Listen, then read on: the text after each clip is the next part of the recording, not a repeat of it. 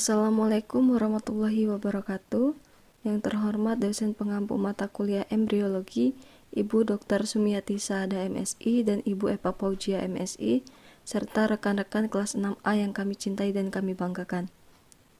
Puji syukur marilah kita panjatkan kehadirat Allah Subhanahu wa Ta'ala, yang mana pada kesempatan kali ini kita masih diberikan nikmat sehat sehingga dapat mengikuti presentasi online kali ini. Tak lupa juga sholawat beserta salam semoga selamanya tetap tercurah limpahkan kepada Habibana wa Nabiyana Muhammad Sallallahu Alaihi Wasallam, yang mana syafaatnya selalu kita nantikan di yaumil akhir kelak. Kami dari kelompok 6 akan mempresentasikan tentang transfer embrio, di mana kelompok kami beranggotakan saya sendiri Abdining Rasajati, Anissa Juliani Fitri, dan Cairunisa Maulida Fitri. Baik, materi pertama akan disampaikan oleh Saudari Cairunisa Maulida Fitri, kepadanya disilahkan. Baik, di sini saya akan menjelaskan apa itu transfer embrio. Transfer embrio atau TE adalah suatu teknik penanaman embrio ke dalam uterus resipien. Teknik transfer embrio dapat dilakukan menggunakan embrio beku atau embrio segar, Picard dan Dandi 2010 halaman 83. Selanjutnya, sejarah transfer embrio. Transfer embrio atau TE mulai dikembangkan pada tahun 1970 sampai 1980-an. Di Indonesia mulai diperkenalkan pada tahun 1982. Untuk pertama kalinya dipraktikkan oleh Walter Heep di tahun 1890 dengan memindahkan 2 embrio kelinci Anggora ke Belgian 2 bunting.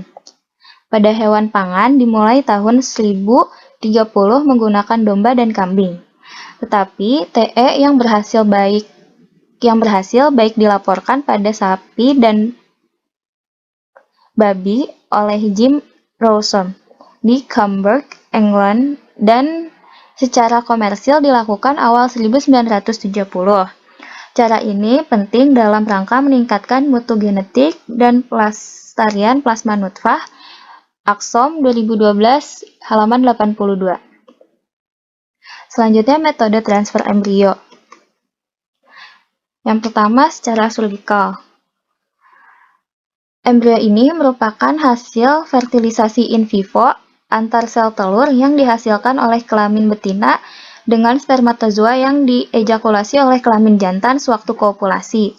Koleksi embrio ini adalah teknologi untuk menghasilkan benih yang memanfaatkan superioritas kedua tentunya dalam menghasilkan ternak yang mempunyai produktivitas tinggi. Kekurangan dari metode surgikal ini adalah mengakibatkan trauma bedah sehingga hanya dapat dilakukan beberapa kali. Kemudian, secara non-surgikal. Koleksi embrio secara non-surgikal ini dilakukan pada hari ke-6 sampai ke-8 setelah IB yang pertama menggunakan karet kecil sintetis yang dimasukkan melalui serviks. Metode non-surgikal ini disebut juga dengan metode tanpa pembedahan. Metode secara surgikal dapat disebut juga sebagai metode dengan pembedahan. Demikian yang dapat saya sampaikan. Teknik transfer embrio. Yang pertama itu ada Multiple Ovulation Embryo Transfer atau MOAT. Teknologi ini sudah sangat luas diaplikasikan seperti di Eropa, Amerika, Jepang, Australia, dan negara maju lainnya. Tujuan dari teknologi ini adalah untuk menghasilkan embrio yang banyak dalam satu kali siklus. MOAT sebagai teknologi in vivo yang dilangsungkan dalam tubuh ternak merupakan rangkaian dari proses yang dimulai dari superopulasi sampai kepada transfer embrio. Teknik yang kedua dalam transfer embrio adalah in vitro fertilization atau IVF. IVF merupakan teknologi produksi embrio pada lingkungan buatan di luar tubuh dalam suatu sistem biakan sel. Oosit atau sel telur merupakan bagian penting dalam teknologi IVF. Teknik IVF dapat menggunakan oosit yang berasal dari hewan atau indukan yang masih hidup maupun dari oosit hewan yang telah dipotong. Penerapan IVF membutuhkan oosit dalam jumlah yang banyak. Selanjutnya, oosit akan dimatangkan secara in vitro.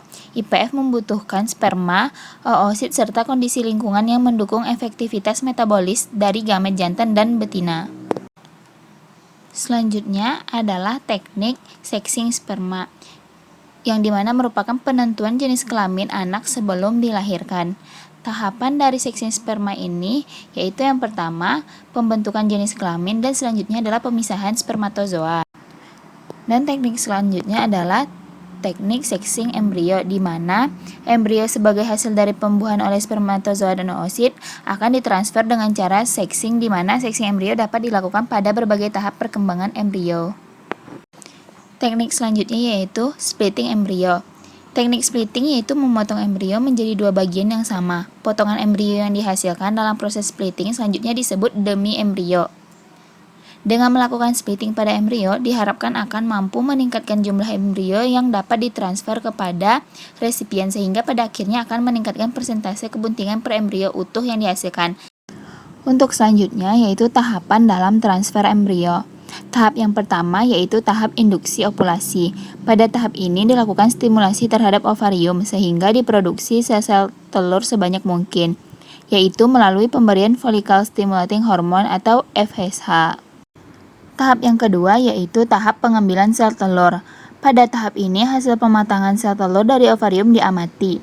28 sel telur yang telah matang akan diambil dari ovarium dengan menggunakan jarum yang halus, kemudian dipindahkan ke dalam cawan Petri atau Petri dish yang telah berisi media pertumbuhan.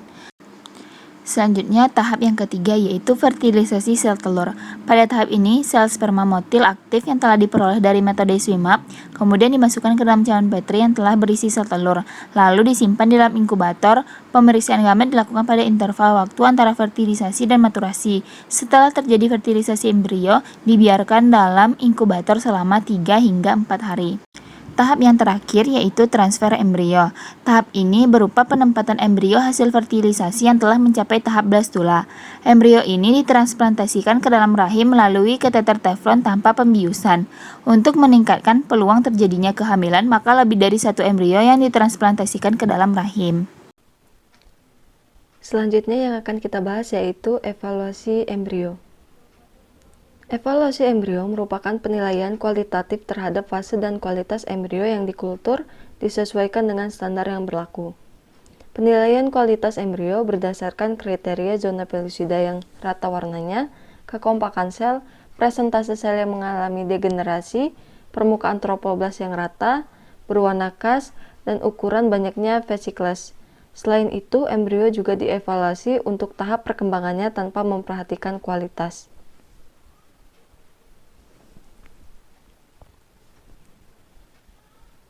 Kualitas embrio merupakan salah satu faktor yang penting untuk menjamin keberhasilan transfer embrio. Suatu evaluasi yang akurat diperlukan untuk bisa meningkatkan tingkat keberhasilan transfer embrio, tingkat kebuntingan, dan angka kelahiran individu yang hidup.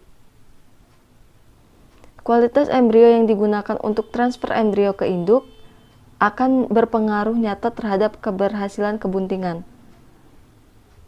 Selama ini, metode konvensional telah dikembangkan untuk evaluasi embrio, yaitu yang pertama ada evaluasi morfologi embrio dan evaluasi fisiologi embrio. Evaluasi morfologi embrio telah banyak digunakan untuk mengetahui kualitas embrio karena sifatnya yang non-invasif dan bermanfaat untuk produksi tingkat kebuntingan sekelompok ternak setelah dilakukan transfer embrio. Berdasarkan evaluasi morfologi, embrio yang berkualitas bagus akan menghasilkan tingkat kebuntingan yang tinggi, sementara embrio yang jelek akan menghasilkan keberhasilan angka kebuntingan yang rendah. Kemudian, untuk evaluasi fisiologi embrio, dilakukan berdasarkan asumsi bahwa kemampuan perkembangan awal embrio adalah berkolerasi dengan morfologi normal dari embrio dengan melihat pada hasil pengamatan morfologi pada fase blastosit. Evaluasi ini bermanfaat untuk memprediksi tingkat keberhasilan kebuntingan sejumlah embrio yang digunakan untuk transfer, namun kurang bisa menggambarkan kualitas yang sesungguhnya dari embrio secara individual. Yang terakhir yaitu ada manfaat transfer embrio. Yang pertama yaitu meningkatkan jumlah keturunan dari betina yang mempunyai kualitas unggul atau superovulasi, penyimpanan embrio jangka panjang, transportasi embrio, kemudian memperpendek waktu generasi, pemilihan jenis kelamin embrio, kelahiran kembar, yang dimana dimungkinkan terjadinya kebuntingan kembar dengan jalan mentransfer setiap tanduk uterus atau kornua uteri dengan satu embrio. Kemudian ada kelahiran kembar serupa. Kemudian ada cloning yang dapat meningkatkan pengembangan ilmu pengetahuan, memperbanyak dan mengembangkan bibit unggul, diagnostik, dan terapi. Kemudian manfaat yang terakhir yaitu untuk penelitian dan riset. Baik, sekian materi yang dapat kami sampaikan, kurang dan lebihnya kami mohon maaf. Kami akhiri, wabillahi taufiq wal hidayah, wassalamualaikum warahmatullahi wabarakatuh.